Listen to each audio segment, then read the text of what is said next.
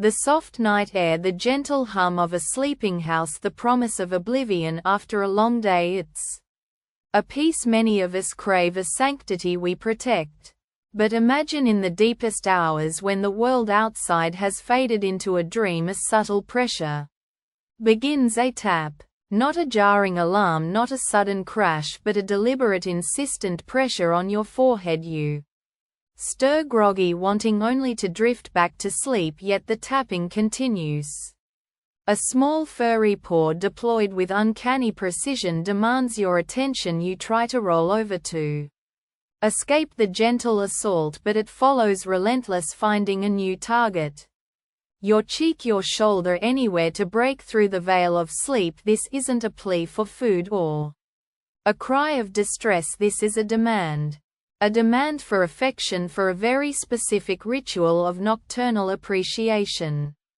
And if you fail to comply, if you dare to resist, that 15 pounds of purring insistence will plant itself squarely on your chest, a furry breathing weight, making the simple act of drawing breath a privilege, not a right. How did a peaceful companion become the arbiter of your sleep, the enforcer of a midnight cuddle mandate? And what hidden clauses in the unwritten contract between human and animal led to this extraordinary and utterly exhausting legal battle for the sanctity of a good night's rest? Our story begins with an individual whose identity we'll keep private, but whose struggle with sleep is a familiar echo for so many. For months, perhaps even years, sleep had been a battlefield, a restless pursuit that often ended in frustration and the unwelcome light of dawn. Hours would tick by before slumber finally arrived, only to be frequently interrupted by the stark reality of wakefulness in the dead of night. Medical advice was sought, medications were tried, all in a desperate attempt to reclaim the restorative power of an uninterrupted night. In this quiet personal war against insomnia, there was one constant, one comforting presence, a magnificent feline companion. This cat, an animal of considerable charm and, as we would soon discover, remarkable intelligence. Typically curled up at the foot of the bed, a sentinel of silent companionship.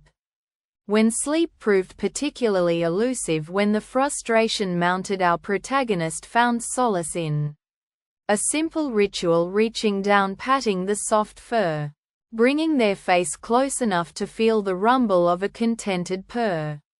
It was a small private moment of comfort, a gentle balm for a troubled mind.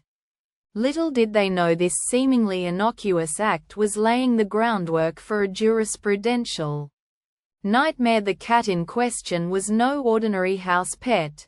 This was an animal with an almost preternatural ability to discern patterns, to absorb routines, to formalize even the most casual of human habits into an unbreakable law. Our narrator recounts a striking example when the cat suffered from a respiratory infection. The humidity of a steamy bathroom during a shower became a makeshift nebulizer. For 5 non-consecutive instances, the cat was gently guided into the bathroom during shower time. That was all it took, 5 times. From that point on, the sound of running water signaling a shower became an unbreakable summons. The cat would instinctively make its way to the bathroom, settling in to supervise the proceedings. A furry, damp, loving fixture. This keen observational intelligence, this almost legalistic adherence to established precedent, would prove to be the critical detail in the unfolding nocturnal drama.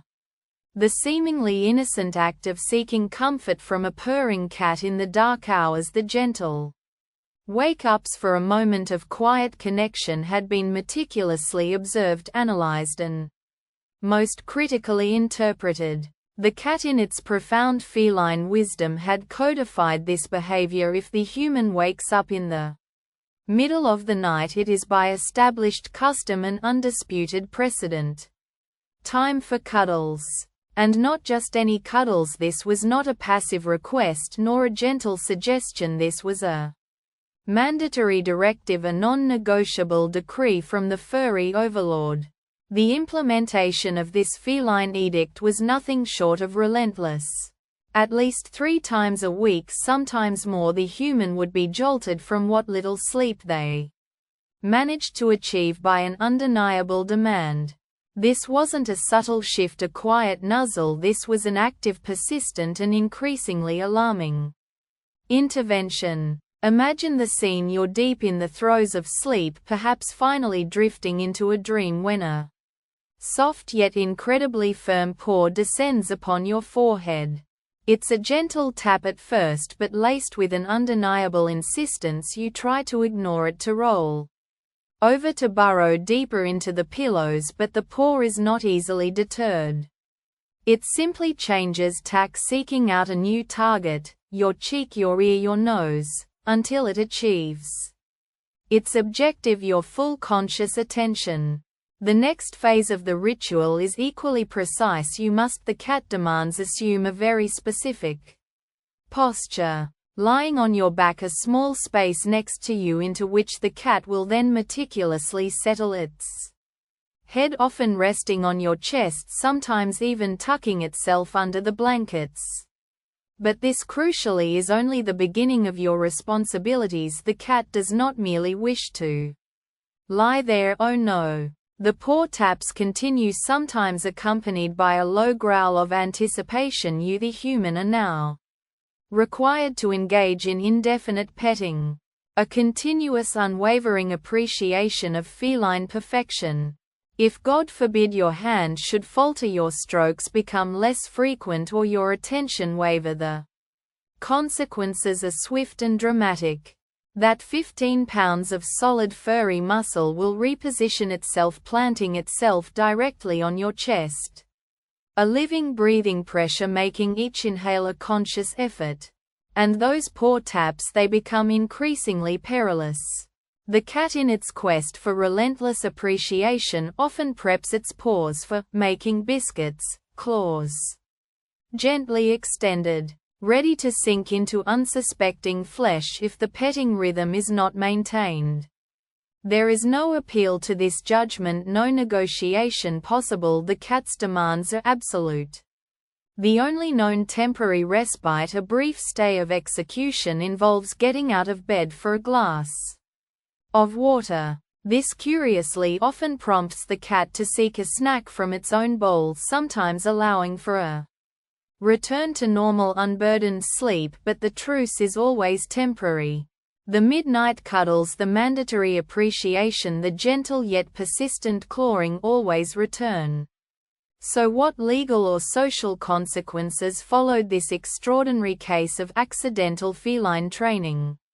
The human, our beleaguered narrator, found themselves trapped in a peculiar and deeply exhausting legal battle within their own home. The law here was entirely unwritten, yet enforced with an iron paw. The precedent was set by innocent acts of comfort, unwittingly creating a binding contract of nocturnal affection. The consequence was sleep deprivation, a significant detriment to well-being, all at the behest of a purring, demanding tyrant. Socially, the situation was a source of both exasperation and reluctant amusement. How do you explain to others that your severe lack of sleep is due to a cat's insistence on mandatory midnight cuddles enforced by physical pressure and gentle yet sharp paw taps? It sounds absurd, yet the reality was profoundly disruptive. The human was the defendant, constantly on trial, perpetually guilty of insufficient appreciation. The cat was the plaintiff, the judge and the jury dispensing justice in the form of relentless affection and strategic physical imposition. There was no court of appeal, no higher authority to whom one could turn. The only way out of the immediate imposition was a momentary distraction, the waterbreaker. Temporary reprieve before the next session of mandatory appreciation began. This wasn't a case for actual legal counsel, but it was a battle for autonomy, for the fundamental right to uninterrupted rest played out in the intimate confines of a bedroom. And in this particular jurisdiction the cat held all the power. In the end there was no grand legal victory, no triumphant reclaiming of sleep.